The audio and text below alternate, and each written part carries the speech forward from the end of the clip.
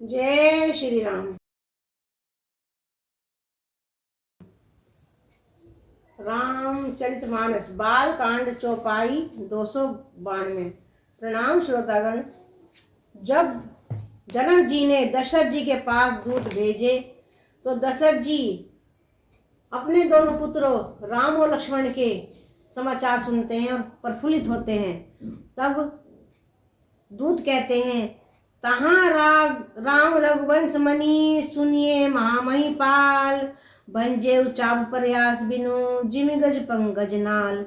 हे महाराज सुनिए, वहां ऐसे ऐसे योद्धा हार मान गए। रघुवंश मणि श्री रामचंद्र जी ने बिना ही प्रयास के शिव जी के धनुष को तोड़ डाला, जैसे हाथी कमल की डंडी को तोड़ देता है। यानी कि शिव जी ने तो जैसे छुआ वैसे ही एकदम धनुष टूट गया।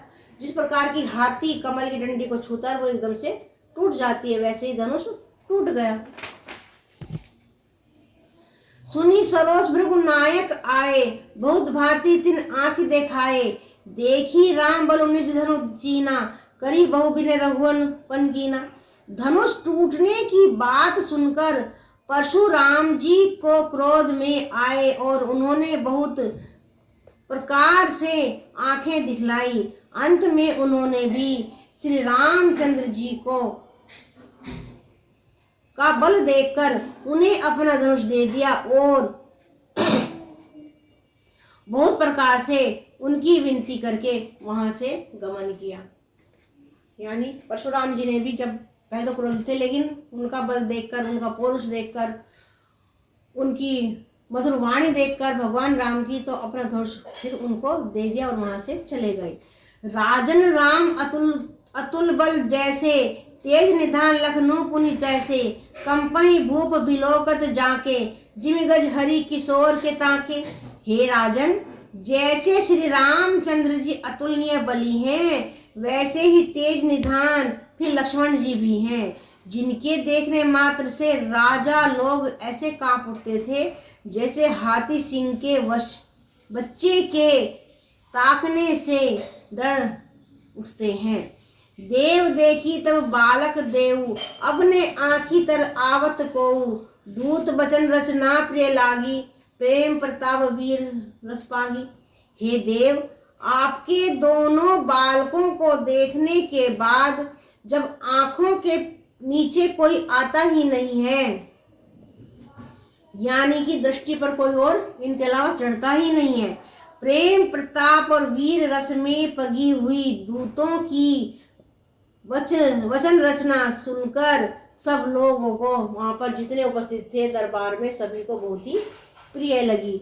सभा समेत राऊ अनुरागे, दूतहि देन निछावरी लागे। कहीं अनीति ते मुदहि काना, धर्म विचारी सबहि सुख माना।